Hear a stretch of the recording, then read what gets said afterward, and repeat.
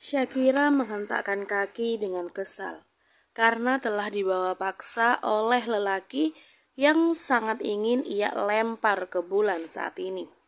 Bagaimana tidak? Bastian membawanya jauh keluar kota Ohio dan menempuh perjalanan hingga sekitar 9 jam untuk sampai di sini. Sebuah kota yang disebut dengan kota perawan dan merupakan bagian pertama Amerika. Orang-orang dulu menyebut Amerika Serikat sebagai Virginia untuk menghormati Ratu Perawan Elizabeth pertama. Virginia merupakan salah satu kota terbesar di Amerika. Dan saat ini Shakira sedang dibawa Bastian ke sebuah gedung asing megah yang bahkan sempat membuat Shakira menganga takjub. Lihat saja di lobi tempat mereka ada saat ini. Atapnya tinggi menjulang dengan lampu-lampu gantung menghias di tengah ruangan. Ukiran-ukiran cat berwarna emas turut menghias, menampakkan kesan glamor berlebih. Cahaya lampu pun menyala terang. Di bagian yang bertuliskan resepsionis, terdapat sebuah meja marmer hitam panjang besar, tampak mengkilat bersih. Ada 3 orang wanita berpakaian rapi yang duduk di belakang meja. Seorang sibuk mengangkat panggilan telepon yang rasanya tidak pernah berhenti. Seorang lagi tampak mengetikkan sesuatu di komputer dan seorang yang lain sibuk entah mencatat apa di sebuah buku. Saat Bastian membawa Shakira melewati meja tersebut, ketiganya langsung berdiri sopan. Serempak mereka menunduk sejenak. Mata Shakira bergerak mengamati sekali lagi. Ada sebuah logo A besar yang tertempel pada dinding belakang mereka. "Ada yang bisa kami bantu, Tuan?" sapa seorang wanita berambut merah dengan sopan. Bastian mengangguk tegas. "Aku mempunyai janji meeting dengan Nona Ruby Alfonso." "Oh, begitu. Mari saya antar ke ruang meeting." "Tidak usah, aku bisa mencarinya sendiri. Katakan padaku di lantai berapa. Aku dari Galtero Group." Resepsionis itu mengangguk dan menoleh. Teman kerjanya pun cepat tanggap. Ia mengetikkan sesuatu di komputer lalu berkata, "Di lantai 40, ruang pertama sebelah kanan." "Terima kasih." Bastian tersenyum membuat ketiga wanita itu sedikit merona. Tapi Bastian memang kemari bukan dengan niat menggoda. Jadi dia hanya langsung pergi dengan menggandeng tangan Shakira bersamanya. Mereka masuk ke dalam sebuah lift. "Ingatkan aku untuk membuatmu bangkrut setelah ini," gerutu Shakira setelah lift bergerak naik. Ia menyandarkan tubuh di dinding kaca yang menampilkan pemandangan sore kota Virginia. Banyak sekali bangunan-bangunan megah di luar sana, menjulang tinggi ke arah langit. "Kau tidak akan bisa membuatku bangkrut. Galtero Group bahkan bisa membiayai hidupmu hingga 50 turunan." Shakira mendelik pada Bastian yang sedang menahan senyum geli. Pria itu berkata jujur karena dia tahu seberapa banyak aset yang dimiliki oleh perusahaan keluarganya. Sedang Shakira hanya mencibir pelan. Dalam hati masih merasa sebal luar biasa mengingat kejadian pagi hari tadi saat ia akhirnya harus memilih meninggalkan Flo di Ohio. Perjanjian sialan. Harusnya Shakira memang tidak pernah ikut dalam permainan bodoh Truth or Dare dengan teman-temannya dan juga membuat taruhan dengan pria ini. Lihat aja sekarang akibat ulahnya sendiri. Ia jadi harus selalu terjebak dengan Bastian tanpa bisa menolak. "Kau menyebalkan." Bastian terkekeh. "Tapi aku adalah kekasihmu. Kau harus menerima segala kekuranganku, princess." "Aku bukan princess. Jangan memanggilku dengan sebutan aneh-aneh." Bastian tertawa saja. "Lagi pula, apa kau tidak mengenal apa itu bandara? Tubuhku pegal karena harus duduk di mobil selama 9 jam. Pertama, baby, Jika kau ingin marah, marahi saja ayahku yang hari ini mendadak memintaku menggantikannya meeting karena alasan lupa memberi makan Daksa. Siapa itu Daksa? Putramu. Jangan bicara sembarangan, aku hanya akan memiliki putra bersamamu. Perkataan Bastian membuat wajah Shakira memerah, tetapi gadis itu berusaha menutupi dengan sedikit menunduk. Daksa adalah kucing peliharaannya. Shakira mendongak, menatap tidak percaya. Namun Bastian hanya mengedikan bahu karena itulah kenyataannya. Kini Shakira yakin jika Bastian menuruni sifat gila dari ayahnya. Shakira tahu perusahaan Alfonso, sebuah perusahaan yang pernah masuk majalah Forbes dan disebut-sebut sebagai perusahaan raksasa nomor 1 di Amerika. Galtero Group juga merupakan satu perusahaan besar yang pernah masuk majalah Forbes. Hanya saja, seingat Shakira, total kekayaan aset yang dimiliki Alfonso jauh lebih besar 2 kali lipat dibanding Galtero Group. Jika sampai Galtero kehilangan koneksi dengan Alfonso, tentu akan menjadi hal yang sangat merugikan bagi Galtero Group. Dan aku baru akan membawamu ke bandara, tetapi mendadak pesawat pribadiku mengalami gangguan teknik. Aku tidak ingin mengambil resiko apapun karena aku masih ingin hidup. Kita bisa saja memakai pesawat lain, namun para pilot yang kami miliki sedang liburan. Kebanyakan sedang berada di luar negeri dan beberapa yang lain menemani istrinya melahirkan. Jadi terpaksa kita harus menempuh jalur darat, terang Bastian. Sebenarnya ia bisa masih menggunakan jet pribadi. Namun sepertinya menempuh perjalanan darat bersama Shakira lebih menyenangkan. Bastian bisa menjadi berlama-lama di sisi perempuan itu. Dan soal sopir, Bastian memang lebih suka berkendara sendiri kemanapun itu. Rasanya akan sia-sia memiliki mobil-mobil sport berkecepatan tinggi jika tidak ia kendarai sendiri, alih-alih menyuruh orang lain untuk menikmati sensasinya. Sudahlah, jangan cemberut lagi. Jika kau mau, kau bisa pergi untuk berbelanja. Bastian mengeluarkan sebuah kartu kredit berlogo emas pada Shakira. Sebuah kartu kredit dengan limit tidak terbatas. Biasanya, wanita-wanita yang pernah Bastian kencani sangat suka jika diberi kebebasan menggunakan benda ini. Alih-alih mendapatkan respon yang Bastian harapkan, Shakira malah semakin memberenggut kesal. Kau pikir aku wanita bayaran apa? Bastian mengernyit, sama sekali tidak suka dengan ide yang keluar dari mulut Shakira. Tidak, kau bukan. Kau kekasihku, tukas Bastian. Tapi aku sungguh tidak ingin melihat kau kesal. Pergilah dan jernihkan pikiranmu. Tapi ingat, kembali dalam 2 jam ke tempat ini. Jika kau mau, aku bisa memanggilkan taksi pribadi untuk mengantarkanmu kemanapun kau mau. Shakira menyipitkan mata. Oke, sautnya mengambil kartu kredit tersebut dari tangan Bastian dengan tidak santai. Kau benar-benar akan menyesal memberikan kartu ini kepadaku. Coba saja, ujar Bastian dengan senyum miring menantang. Shakira jadi kesal. Apa orang-orang yang kaya sejak lahir memang begini? Ting, lift terbuka. Bastian berjalan keluar diikuti Shakira. Aku akan rapat dan selesai dalam 2 jam. Ingat pesanku tadi, Kira. Bastian bergerak mengecup kening Shakira. Shakira berkedip terkejut. Jantungnya mendadak berulah.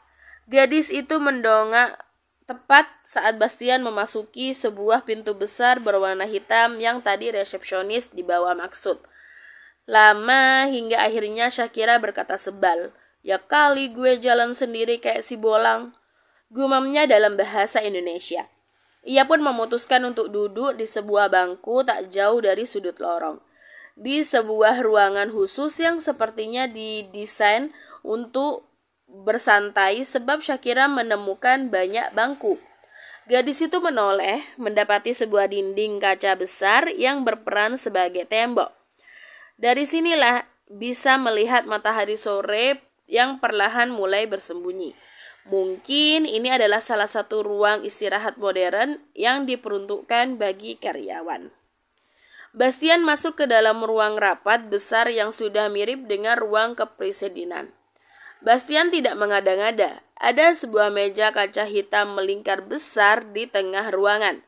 Sebuah seni patung tiruan dari Liberty ada di sudut ruangan, bersama dengan dua bendera, yakni bendera Amerika dan Virginia asli. Kursi-kursi hitam tertata rapi mengelilingi meja tersebut, dan para eksekutif pemilik perusahaan-perusahaan besar ternama duduk di kursi masing-masing. Meskipun mereka tampak berbincang dengan akrab, namun Bastian yakin mereka hanya sedang pamer satu sama lain tentang kekayaan mereka. Kaki Bastian melangkah ke satu-satunya sebuah kursi kosong dengan papan kaca bertuliskan Galtero Group. Ia duduk setelah melepas kancing depan jasnya dengan santai. Ia tidak sempat berganti jas yang baru dan lebih rapi. Perjalanan darat membutuhkan waktu lama dan ia bisa terlambat jika harus mampir ke salah satu apartemennya di kota ini. "Hei, jadi kau penerus Paulo?" Seorang pria beruban yang duduk tepat di sebelah kirinya menyapa dengan hangat. Bastian hanya membalasnya dengan senyum tipis. "Kau persis seperti yang sering dikatakan oleh ayahmu," ucapnya lagi. "Aku Arkana Raka, dari AR Entertainment." Tambahnya sembari mengulurkan jabat tangan. Bastian membalasnya sebagai ramah tamah. "Kau tahu, aku memiliki seorang gadis seumuran denganmu. Dia sangat cantik. Jika kau mau, kau bisa." Tanpa bermaksud menyinggung Mr. Raka, aku sudah memiliki kekasih. Kedua bola mata Arkana membulat. Pria itu baru akan membuka mulut, namun urung saat pintu utama terbuka menyita perhatian seluruh orang di ruangan. Tampak seorang wanita memasuki ruang rapat dengan gaya angkuh, dagunya terangkat tinggi dengan langkah kaki tegap dan tegas. Rambut pirangnya ia sanggul dengan rapi ke belakang. Blazer hitamnya terlihat sangat licin hingga lalat pun akan tergelincir jika mendarat di sana. "Selamat sore semuanya. Aku Ruby Alfonso, pemilik dan penerus resmi perusahaan ini," adalah kata pertama yang keluar dari mulutnya setelah duduk di kursi utama. Matanya memperhatikan penuh intimidasi pada semua orang yang hadir. Sedangkan dua bodyguard yang mengikuti sejak tadi mengambil jarak beberapa langkah dari sang majikan. Entah bagaimana, rapat pun akhirnya dimulai. Presentasi-presentasi dari perusahaan-perusahaan besar yang masing-masing menjelaskan keunggulan proyek beserta aset yang mereka miliki mencoba untuk merebut perhatian. Bastian hanya mendengarkan dan memperhatikan dengan malas, merasa jika waktu berjalan lambat, bahkan pikirannya sudah melayang pada sang kekasih. Kira-kira apa yang sedang Shakira lakukan sekarang? Di mall manakah kira-kira ia akan berbelanja dan mencoba membuatnya bangkrut? Mata Bastian bergerak, lalu tak sengaja mendapati sosok serius dari pewaris Alfonso, Ruby. Bastian mengenal perempuan itu dari dulu. Mereka bersekolah di SD yang sama. Saat itu, Alfonso belum sebesar dan sekaya ini. Ruby yang Bastian kenal dulu adalah anak yang cengeng luar biasa, bahkan sering merepotkan Bastian dengan rengean-rengean manja. Tapi lihatlah sekarang, Ruby sudah banyak berubah.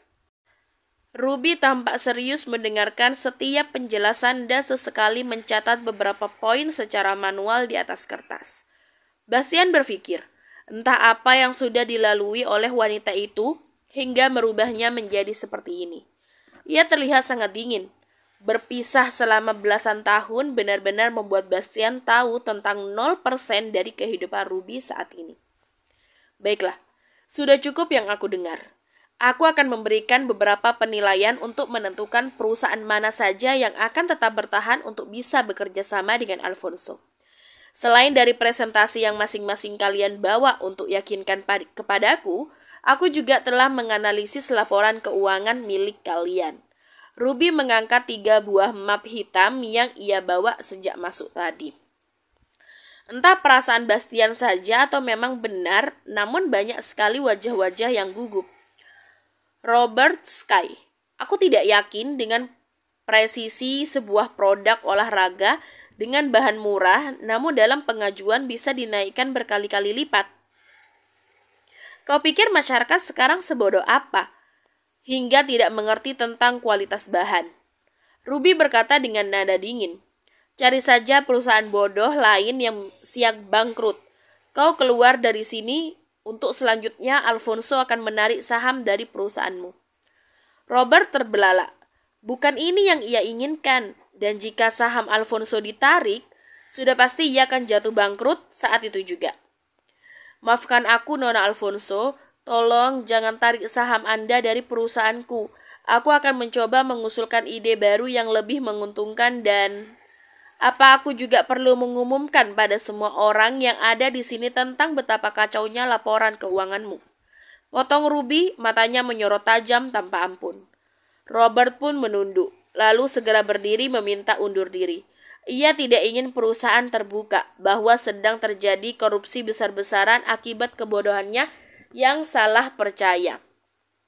Ada lagi yang sadar diri, harus menyerah sekarang daripada aku permalukan seperti dia. Ruby bertanya setelah Robert meninggalkan ruangan. Semua orang bergeming, lalu dua orang pria muda yang sepertinya perusahaannya baru mulai berkembang pun berdiri, menyusul Robert keluar ruangan. Aku tidak butuh orang-orang yang menggunakan strategi licik dan curang hanya demi keuntungan jangka pendek, tegas Ruby lagi. Lalu ia menghela nafas, membalik-balik berkas yang ada di map hitam. Kezia Farzana Atmaja. Pewaris Alfonso kembali menyebutkan salah satu nama sambil menatap lembaran kertas berikut. Kali ini seorang wanita berambut lurus hitam tersentak, menoleh takut-takut pada Ruby. Timbul rasa simpati dari Bastian, sebab melihat keringat dingin keluar melalui pelipis perempuan bernama Farzana. Nampaknya dia adalah wajah baru di sini, sebab Bastian sama sekali belum pernah melihatnya. Pengusaha muda, warisan, wow. Anda memiliki sumbangan yang sangat besar. Ruby mengecek berkas sembari berkata skeptis, dengan cermat membaca data-data yang ia peroleh. Sebenarnya aku tidak suka mengambil resiko, tapi aku cukup mengenal kedua orang tuamu. Aku turut menyesal karena kepergian mereka yang mendadak. Ruby menyandarkan tubuh ke kursi, menatap Farzana yang menunduk lagi. Aku akan memberi kesempatan padamu. 1 tahun ke depan aku rasa cukup untuk melihat bagaimana kau mengelola perusahaan yang diwariskan kepadamu. Farzana mengangguk pelan, menggumamkan sebuah kata terima kasih dari bibir mungilnya. Demi apapun, Bastian bertaruh jika perempuan itu sama sekali belum siap memimpin apapun usaha yang diwariskan oleh kedua orang tuanya.